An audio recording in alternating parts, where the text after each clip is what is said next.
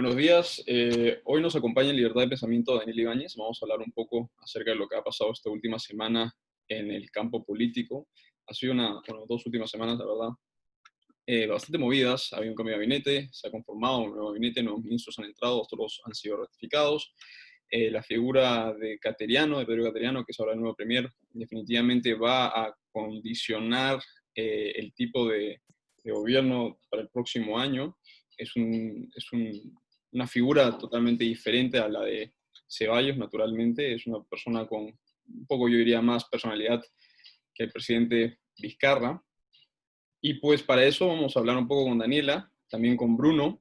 La dinámica hoy va a ser una charla bastante amena, una tertulia, y vamos a comparar diferentes puntos de vista.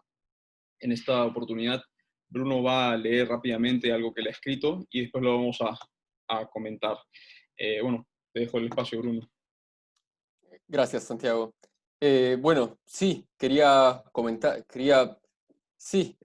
compartirles una opinión que tengo sobre lo que ha sucedido esta semana y de ahí pasamos al intercambio. Como decía Santiago, comenzamos una semana con un gabinete nuevo y que todavía no tiene la confianza del Congreso.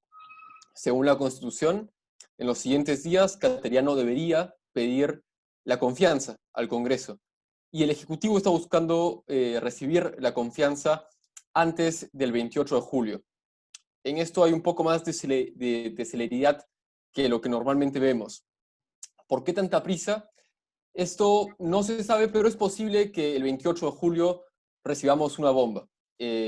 Vizcarra nos tiene acostumbrados a compartirnos noticias totalmente sorpresivas en estas fechas importantes y esta no sería la excepción. Y para eso necesita un premier con confianza. Sobre todo no sería una sorpresa esto cuando vemos que su popularidad se está desplomando después de una pésima gestión de la pandemia y también de la economía. Con respecto al nuevo gabinete, debo decir que que el señor Cateriano a mí no me inspira confianza. Es una persona que desde mi punto de vista vive del éncono y el resentimiento. Me parece que no es la persona idónea para lograr la paz política en el país. Si bien el APRA y el Fujimorismo, que son sus enemigos personales, están reducidos en este Congreso y en general en la vida política del país, no es democrático adelantarse a la justicia y tampoco es veraz señalar a estos partidos como redes criminales. Dirigentes de estos partidos están investigados, así como el señor Cateriano está investigado por la compra sobrevalorada de 24 helicópteros rusos, de los cuales más de la mitad ya están malogrados después de haber dado solo un par de vueltas en el aire. En ese sentido, llegar con superioridad moral, luego de haber sido primer ministro del gobierno que comenzó esta crisis, del gobierno que comenzó la crisis económica y ¿por qué no política del Perú? Me refiero al gobierno de Ollanta Humala. No debe ser un orgullo para el señor Cateriano. Ese gobierno solo va a ser recordado en el Perú por su despilfarro. Nos ha dejado Talara, un satélite que costó 200 millones de dólares, el oleoducto, entre otros elefantes blancos que ahora no nos sirven de nada. Hospitales no se construyeron ninguno. El último hospital que hemos visto en el Perú, el último hospital que se ha construido en el Perú fue en el lejano 2011, último año de Alan García. Más allá de eso, no hemos visto otro hospital. Sin embargo, a pesar de todo esto, y para ir terminando mi opinión sobre lo sucedido esta semana, a pesar de todos estos errores e irracionalidades del señor Cateriano, creo que después del terrible desprestigio que ha sufrido la función pública durante la época de Vizcarra, quien nombró de ministros a personas que de otro modo estarían en el desempleo, como el señor Ceballos, creo que el señor Cateriano ha tomado una decisión que favorece al país y que este gabinete es mejor que el anterior. Como lo dije en un tweet, estamos mal, pero estamos mejor que antes. Era difícil estar peor. Y me parece que el señor Cateriano es, dentro de las opciones, como le comentaba Santiago en la mañana, dentro de las opciones que podía tener el señor Vizcarra, es una opción que mejora el estado del gabinete en el Perú.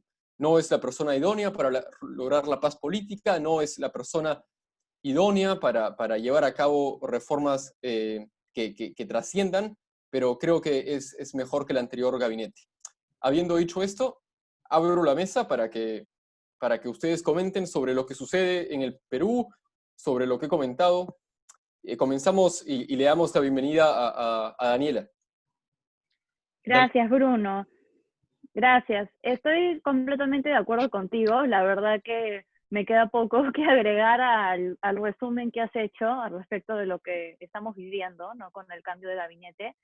Como tú dices, Cateriano es una persona bastante cuestionada. Creo que tenemos que hacer memoria política y es difícil debido a los acontecimientos que hemos tenido el último medio año, ¿no? Con toda esta crisis, pero como tú dices, hay que recordar que Cateriano no es una persona idónea, como tú dices, ¿no? Es mejor que Ceballos porque, o sea, hay que ser honestos, creo que cualquiera es mejor que Ceballos, que su título universitario está cuestionado, pero a la misma vez hay estos cuestionamientos judiciales en tanto a la compra de los aviones rusos, que si mal no me acuerdo, fueron a través de la embajada francesa, cuando la ginecóloga de Nadine era embajadora en este país, ¿no? Y me acuerdo que hace bastantes años esto estaba en los titulares y desde ese entonces no supimos mucho al respecto, ¿no? Porque han habido otras noticias que han tomado el frente, ¿no? Entonces, a mí me sorprende, ¿no? Ahora que creo que los tres somos, ustedes son más activos en Twitter que yo, pero yo sí veo comentarios de Cateriano, que bien, hacia la empresa privada, que no, está muy bien, ¿no? Que esté favoreciendo a la empresa privada, ¿no? A diferencia del premier anterior. Pero también hay que ser críticos, ¿no? Siempre críticos de lo que está ocurriendo, porque si no nos quedamos en nada, ¿no? Nos queda un año de gobierno de Vizcarra, pero también hay que darle fuerte, ¿no? Para que las alternativas siguientes a las elecciones del próximo año sean mejores. Bueno, yo voy yo estoy un poco, no estoy totalmente de acuerdo con lo que ha dicho Bruno, porque lo hemos hablado en la mañana hoy. Yo creo que hay que separar a Cateriano como lo que es, ¿no? Es un político, después es un estadista y después, pues, naturalmente es un abogado, ¿no? Eh, yo creo que Cateriano es una de las figuras liberales más importantes de los últimos años. Y el problema, obviamente, el pasivo más grande de Cateriano fue haber sido premier de Ollantumala. Obviamente es un presidente muy cuestionado, que ha tenido muchos desaciertos en su gobierno, pero también es importante resaltar que Cateriano no estuvo ahí desde el primer día como premier, es decir, estuvo en su último año. Poco se puede hacer si tu presidente o tu jefe de Estado no quiere llevar a cabo reformas liberales. Y yo estoy seguro que en el mejor de los casos, a lo mejor Cateriano lo disuadió o lo intentó disuadir de hacer la refinería, etcétera, todos estos despilfarros, todos estos elefantes blancos. En el fondo, yo creo que obviamente lo que han dicho los dos es verdad. Ceballos era un cero izquierda, Cateriano es un upgrade monumental al lado suyo. Es una persona que realmente cree en su foro interno que la empresa privada es el motor para la creación de riqueza. Es una persona que también ha entendido que su rol este último año no va a ser la de modificar el Estado completamente, no va a ser la de reducir la burocracia, no va a ser, no creo que se mande con estas cosas ahora mismo en la privatización de CEAPAL o de los centros penitenciarios. Yo creo que él ha entendido que su rol actual, como último año en una de las crisis sanitarias más severas de los últimos años, una de las crisis económicas que mucha gente de nuestra generación nunca ha visto, mucha gente va a salir este año de universidad sin trabajo, posiblemente, sin mencionar los que salieron el año pasado, y él ha entendido que su rol actual es contener la crisis económica, resolver el problema más rápido de la crisis sanitaria y asegurar elecciones. Ahora, lo que dice Bruno también es verdad. Es una figura política. Cateriano no está aquí para tender puentes. Es una persona que en las últimas entrevistas que ha hecho, como también lo mencionó hoy en la mañana Bruno, es una persona que ha utilizado algunos términos que a lo mejor debería ahorrarse por mantener la fiesta en paz. No obstante, no creo que Cateriano, aunque lo diga, obviamente, de tender puentes es importante, él es consciente que no tiene muñeca política para llevar a cabo cualquier tipo de conversación que reduzca al Congreso a ser un perro faldero, ¿no? Entonces, él tiene que llegar al punto de apaciguar, de llegar a un entendimiento y entenderse con el Congreso para hacer su agenda. Eso significa, naturalmente, que el fujimonismo, que está reducido a pocos escaños, no tiene una representación grande. Entonces, él de cierta forma puede decir que le ganó, digamos, le ganó al APRA y le ganó al Fujimorismo. Pero es una persona que definitivamente levanta pasión, obviamente. Exacto. Yo creo, si bien el APRA y el Fujimorismo están reducidos, no es democrático decir que son una red criminal y ya simplemente poner de enemigo al 10% de la población. 8% es el Fujimorismo aproximadamente, que es el duro del Fujimorismo, y 2-3% es el APRA. Entonces, pintar de cuerpo entero de enemigo al 10% de la población no es democrático. Por otro lado, en relación a lo que dice Santiago sobre el rol de Cateriano, si bien no va a llevar a cabo reformas como, por ejemplo, la privatización de Sedapal o de otras empresas públicas, sí tiene algunas tareas importantes que cumplir, como por ejemplo poner en orden la reforma política, que yo tengo la impresión que hasta el momento se ha orientado de la manera incorrecta, se ha orientado hacia la guerra de poderes, te quito la inmunidad, o por ejemplo, el caso de la prohibición de las candidaturas de personas sentenciadas en primera instancia. Yo creo que ese es el enfoque incorrecto, y ahora Cateriano, que como dice Daniela, es significativamente mejor en todo sentido que Ceballos, él debe orientar la reforma hacia otro punto, que es lograr que el próximo gobierno tenga estabilidad para gobernar y mejorar la gobernabilidad en el Perú. O sea, el próximo gobierno va a tener que reconstruir el Perú entero, no solamente económicamente después de esta crisis, sino va a tener que reconstruir el norte también del Niño, o sea, cosas que no se han reconstruido en los últimos años. O Yo sea, igual creo que no. necesita tener gobernabilidad. Y para eso hay reformas importantes, como por ejemplo que la elección del Congreso se realice en la segunda vuelta, para que el Ejecutivo tenga una mayoría con la que pueda gobernar, como sucede en Francia. Actualmente, con la elección del Congreso en primera vuelta, es muy difícil, y es muy difícil gobernar y muy fácil caer en este tipo La de... pregunta, por ejemplo, a Daniela, ¿tú crees que, por ejemplo, Cateriano podría asegurar que poner en marcha reformas o las suficientes reformas políticas para garantizar un mejor gobierno, o simplemente garantizar una transición suave y ordenada del poder? O sea, no lo sé, es una pregunta. Es que, miren, yo em, no sé si estoy de acuerdo con tu afirmación anterior que hayas dicho que Cateriano sea un liberal. Y me cuesta creer que Cateriano, como una sola persona, pueda hacer reformas políticas efectivas, porque yo no le conozco ningún tipo de alianza o suscripción a un partido político único, ¿no? Su última alianza la conozco con Ollanta Humala, ¿no? Y sabemos que el partido de Ollanta Humala ya desapareció. Y sabemos que Martín Vizcarra no tiene un partido político. Entonces, sí, podemos ahondarnos en qué hizo Cateriano en el gobierno anterior y cuáles son sus posiciones respecto a la economía hoy día, pero poco va a poder lograr si es que no tiene un equipo, ¿no? Yo en eso sí soy bastante creyente. Yo creo que los actores políticos que van por sí solos no tienen mucho futuro en el Perú, o no van a tener mucho futuro si es que no tienen un equipo. La verdad que requiere un poco de arrogancia decir que, o sea, de parte de actores políticos que intentan hacerlo por sí solos, ¿no? Lo vimos, por ejemplo, con Pedro Pablo Kuczynski, ¿no? Pedro Pablo Kuczynski hizo un partido en torno a su nombre, literalmente el partido se llama PPK, ¿no? Peruanos por el Cambio, que en otras palabras era Pedro Pablo Kuczynski, ¿no? Y ya sabemos que ese partido no existe debido a la crisis que hubo con la corrupción y Odebrecht y su renuncia, ¿no?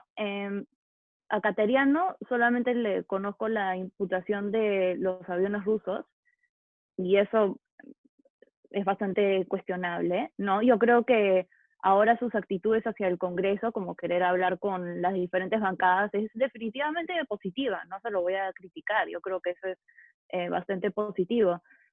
pero creo que somos un poco ingenuos si es que pretendemos creer que una sola persona va a hacer mucho cambio, Exacto. ¿no? Y eso creo que es un problema que tenemos en el Perú, por lo que tenemos un sistema exactamente presidencialista, ¿no? A propósito de lo que decía Bruno con lo de la segunda vuelta, hay una figura pública importante que se cree ser el salvador ¿no? del mundo, que es el presidente, pero la cuestión es así, tenemos que cambiar un poco nuestra perspectiva, ¿no? O sea, Bruno ahorita está en Ámsterdam, yo estudio en Holanda, creo que Santiago está en España, y sabemos que estos sistemas funcionan porque tienen partidos políticos sólidos, ¿no? En el Perú no tenemos eso, nos afianzamos en una sola figura, entonces, a responder la pregunta de Santiago propiamente, me cuesta creer que Cateriano pueda hacer algún tipo de reforma. Sino... Exacto. O sea, yo también creo lo mismo. O sea, yo creo que Cateriano no va a poder llevar a cabo o terminar la reforma política lo suficiente para garantizar que el próximo gobierno que entre...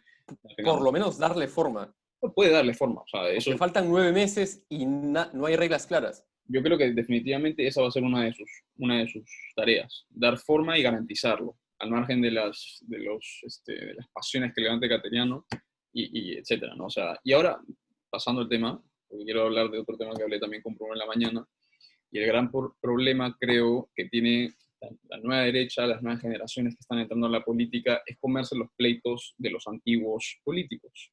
Me refiero tanto a Cateriano como, por ejemplo, también podría ser algunas figuras del APRA, por ejemplo, de Mauricio Mulder, Cateriano, de Marta Chávez, etc. Es sano que la gente que entra en política por defender un grupo de ideas se alíe con gente que ya arrastra cuitas personales, problemas políticos, enfrentamientos, rencillas del pasado, y se las pasa a las nuevas generaciones. ¿Vale la pena, digamos, defender las ideas liberales o las ideas de derecha al lado de, por ejemplo, un partido como Fuerza Popular, como el APRA? ¿O debemos esperar, por ejemplo, que el APRA y Fuerza Popular a lo mejor renueven sus bases, renueven su forma de ver la política y ahí tomar una decisión? O ir nosotros a otros partidos nuevos, bueno, no voy a decir crear un partido porque ya eso ya lo hemos visto 1.000.000 de veces, pero nos tenemos que comer las cuitas de los problemas de la generación anterior para hacer política. No, yo creo que no. La verdad que es muy tóxico quedarnos con, hablando a propósito de Cateriano, con las categorizaciones, por ejemplo, tóxicas del fujiaprismo, fujimorismo. Claro que hay que discutirlas, están presentes en la política hoy, pero poco vamos a hacer si es que nos quedamos en la retórica del anti, ¿no? Porque acá en el Perú tenemos prácticamente un antinacionalismo, no tenemos un nacionalismo positivo, en la ciencia política lo llamamos un nacionalismo negativo, que es a quién un grupo odia más, ¿no? ¿Quién odiamos más? ¿Al fujimorismo o odiamos más al aprismo? Ya, entonces creo que odiamos a los dos de una manera igual, entonces unimos los dos y lo llamamos fujiaprismo, que es lo que se dice hoy en día en los medios.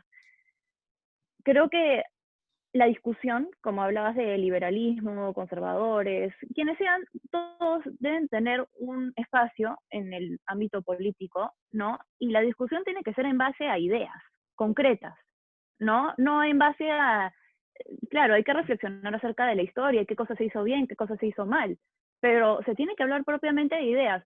¿Cómo reconstruimos el norte? ¿Cómo ampliamos el sistema de salud? ¿Cómo creamos partidos políticos sólidos? ¿Cómo hacemos que el personalismo salga de la política? Que yo creo que es algo muy tóxico. Entonces tiene que ser una discusión de base de ideas y hay muy poco acerca de eso, hoy, ¿no?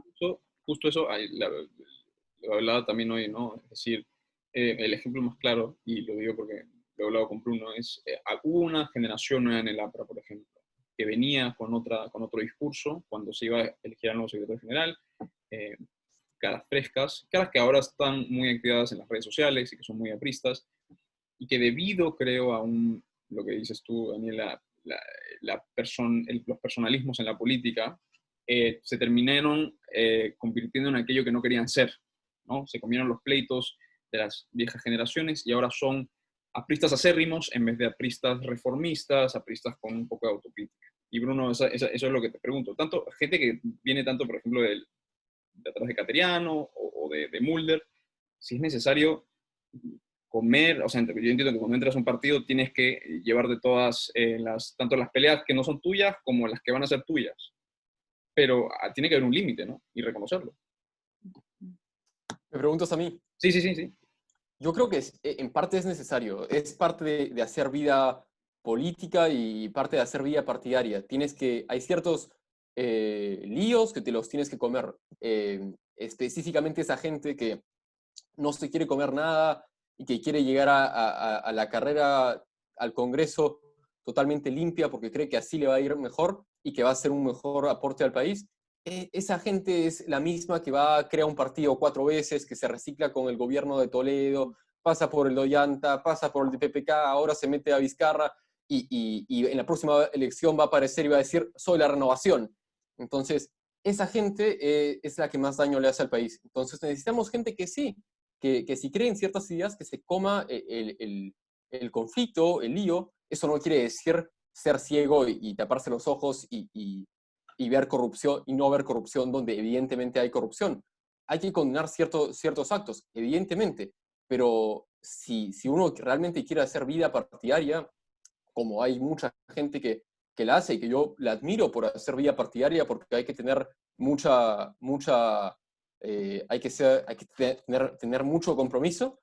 Esa gente se come líos y en cierta medida es de admirar.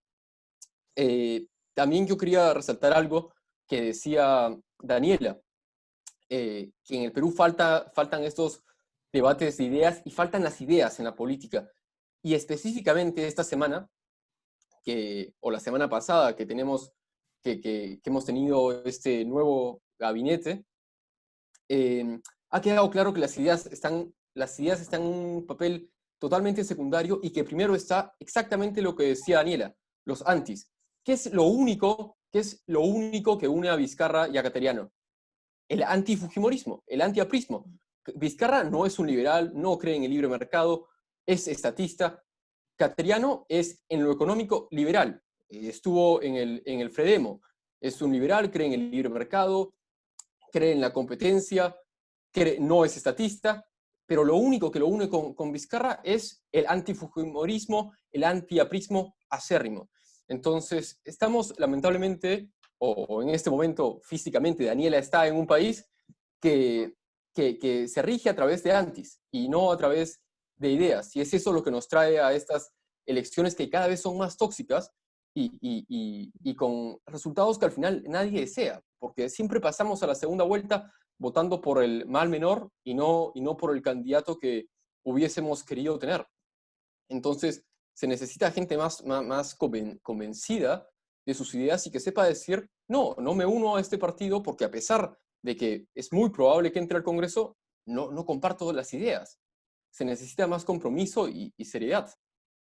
Claro, y hay una diferencia, creo, entre comerse un lío y tener coherencia, ¿no? Porque cuando tú te afilias a un partido político, no es porque quieres ir y estar en una pelea de gallos, o sea, quieres estar en un partido político más o menos como referente hacia la población acerca de cuál es tu posición política, ¿no? Por ejemplo, si es que yo fuera a afiliarme al APRA, ya las personas podrían deducir cuál sería mi posición económica y mi posición social. Yo no voy a decir que me voy a afiliar al APRA, pero es un referente importante, ¿no? Y es interesante la discusión que están teniendo ustedes dos a propósito, porque en el canal que tengo, Política Contracorriente, hablamos justamente de liberales versus conservadores, ¿no? Y en ese video comentaba qué significaba un liberal y qué significaba un conservador, a propósito de lo que Santiago decía acerca de Cateriano siendo un liberal, ¿no?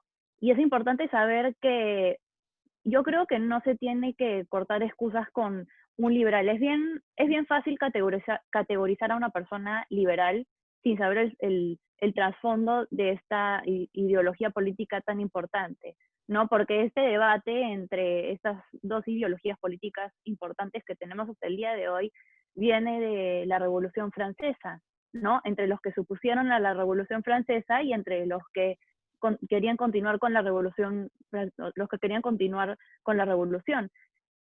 Y lo importante, creo que para aplicarlo hoy en día, es que los liberales a veces pretenden, viéndolo de un foco completamente imparcial, siendo yo una liberal o conservadora, yo me considero más liberal, pero viéndolo así, los liberales pretenden que todo sea una carta blanca, ¿no? Como se diría en francés, carte blanche, ¿no? Que las instituciones pueden ser completamente despotrijadas de su historia, ¿no? Y como tú decías, Bruno, hay un poquito de conservador en ti diciendo, claro, tenemos que comernos los líos de los partidos, de lo que han vivido los partidos anteriormente, ¿no? Entonces es importante saber, ¿no? Que no sé, no estoy segura si Cateriano se va en la noche y duerme y piensa, sí, soy un liberal, y se despierta en la mañana y piensa, también soy un liberal, ¿no? Es importante reflexionar acerca de estas categorías y no simplemente asignarlas Yo creo que, aleatoriamente. yo creo que sobre lo que decías de comerse los líos, yo creo que uno no necesariamente es conservador, sino que en el Perú no estamos acostumbrados a hacer vida partidaria. Tal vez el único partido en el que hay, los únicos partidos en los que hay vida partidaria sean el PPC y el APRA. Y tal vez Acción Popular, pero Acción Popular nos hemos dado cuenta, especialmente este año, que es un arroz con mango. Acción Popular tiene todas las variantes, es un país en un partido, tiene todas las variantes. En ese sentido, hay que aprender a hacer vida partidaria y es la única forma de lograr tener un sistema de partidos. Y eso evidentemente no significa no ver la realidad, ¿no? Cuando uno ve a pristas que hacen vida partidaria, pero que niegan cualquier error de sus líderes, eso tampoco está bien, ¿no? Y yo Hay creo que que, lo que decías tú, Bruno, es evidente, ¿no? Cuando tú entras a un partido político, las críticas te van a caer por todos lados. Y es solo normal poner el pecho, oye, reconocerlo y cuando, ahí, claro, a y ver, ahí la salida más fácil es crear tu propio partido. no, no, claro, obvio, o sea, Y estás limpio, no te estoy diciendo que defiendas crímenes, pero definitivamente cuando evidentemente. entras a un partido político te van a caer críticas y tienes que tener un discurso. Al final, un partido político es una empresa de comunicación, póntelo. Y Solo al es final, comunicación y comunicación, nada más. O sea, y y, al, dale. perdón, y al final lo que hace, en lo que ayuda tener un sistema partidario estable es tener más control político por parte de la población. ¿Por qué en el caso de Vizcarra no conocemos no conocemos a prácticamente ningún ministro? Cada vez nos trae uno más desconocido que el anterior, porque no tiene partido político. Pasa por ahí también. Entonces, si tuviese un partido político, por lo menos habría bases de dónde sacar gente. Y ahora vemos en la política que aparece un desconocido tras otro y son outsiders y nunca Bueno, pero podemos controlarlos. el último experimento es ese partido morado, que no sabe lo que es, personalmente. O sea, yo creo que hay gente con muy buenas intenciones, no puede decir nada de nadie, pero en general yo creo que es un partido que se ha encontrado con diferentes tipos de personas, con diferentes tipos de ideas, sin un norte, con un líder altamente cuestionado, que corre al primer signo de fuego, de alerta, lo que sea, como lo quieran llamar. Eh, y bueno, yo creo que a lo mejor eso fue una buena idea, se fundó el partido, pero tendría que ver, creo yo, una línea mucho más, como dices tú, de partido, de partidaria, de actividad. Los últimos jales del Partido Morado han venido de otros partidos, hay algunos notorios que ya han pasado por muchos colores. Yo creo que hay gente con buenas intenciones, pero es un partido sin norte y sin brújula, ¿no? Pero la pregunta, una anterior, pero ya cambiando porque quiero cerrar el tema de los jóvenes que se comen los pleitos, ¿no? Sí.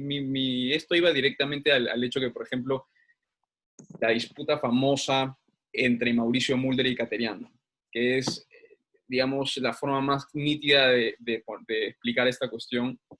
Eso es lo que yo digo que no se deben comer los jóvenes. Las disputas Exactamente. personales entre figuras políticas no se deberían comer los jóvenes. Yo entiendo que las ideas se pueden mantener y hay que defender los partidos, pero las nuevas generaciones no deberían hacer de su odio, el odio de Mauricio Mulder, el núcleo fundamental de toda su forma de hacer política y de toda su forma Son, de... son cuestiones personales. Exacto. Hay que dividir eso Exacto. en la política, nada más. Yo quería pasar, se nos está acabando el tiempo, así que quería pasar a hablar un poco sobre el gabinete en general. Hemos hablado sobre Cateriano.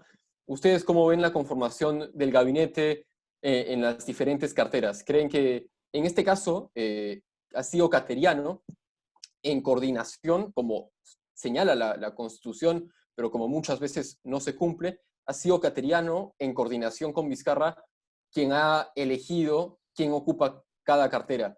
¿Ustedes cómo ven el resto del gabinete? Bueno, ya sabemos desde el año pasado que Vizcarra tiene poco respeto hacia la Constitución. Yo no soy abogada constitucionalista ni nada de eso, así es que no sé cómo funciona el proceso. Hay algunos cambios que sí lo veo de manera positiva, especialmente el Ministerio de Salud con Pilar Macetti, reemplazando al anterior ministro, que la verdad me parecía una persona que también, como decías, tenía mucho odio en la política y se involucraba en ese sentido y muchas veces poco preparadas, ¿no? Yo quiero decir una experiencia que he tenido en el Twitter de un doctor importante, no sé si ustedes lo han escuchado, Ernesto Bustamante. Es un doctor especialista en la biología molecular que está muy preparado y da información muy importante. Fue expresidente del Instituto Nacional de Salud y está muy activo en las redes sociales y ha tenido varias entrevistas, ¿no? Y en un momento, Ernesto Bustamante, al principio de la pandemia, ¿no?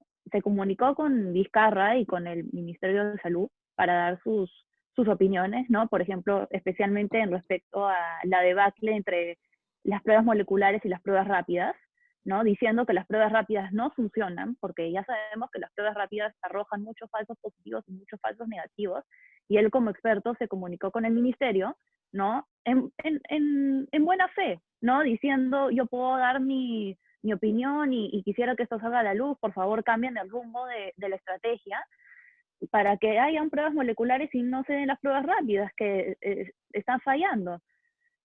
Y Ernesto Bustamante sacó un comunicado diciendo que Vizcarra se había comunicado con él personalmente, diciendo que por favor no saque a la luz esta información. Entonces, a mí me parece algo bastante preocupante, ¿no? El ministro de Salud en ningún momento quiso cambiar de estrategia. Ya se conoce, por ejemplo, y acá hay un poco de participación del premier anterior, de Ceballos, que muchas empresas le habían ofrecido al Ministerio de Salud dar plantas de oxígeno para ayudar y no dieron su ayuda. Entonces había poca flexibilidad, ¿no? Mezclado con tintes ideológicos, mezclados con alianzas tóxicas, ¿no? Acá la prioridad era ayudar a la población, ¿no? Y yo veía muy poco de eso en el anterior ministro de Salud. Claro. Y espero que la doctora Pilar Macetti dé algo mejor, ¿no? Mucho mejor. Creo que está mejor preparada, por lo que entiendo. Yo creo que el gabinete cateriano, como le han dicho muchos medios, lo ha casi diseñado cateriano, ¿no? Fue una de las condiciones que le puso a Vizcarra. Yo creo que han habido algunos jales cuestionables, como es el caso del ministro de Trabajo. Creo que Cateriano, siendo ese personaje político bastante vetusto, que ha pasado por muchas cosas políticas, creo que él sabía que iba a pasar esto y supongo que debe haber una razón por la cual lo puso, al margen de la edad que tiene y la falta de experiencia, ¿no? O sea, sí es verdad que el puesto de ministro es de confianza y que tienes que tener experiencia, y yo creo que la experiencia no la tiene, pero hay que ver, o sea, yo no sé, a lo mejor en 2 meses el pata resulta siendo un cero a la izquierda y no vale para nada, y en verdad fue un exceso ponerlo ahí.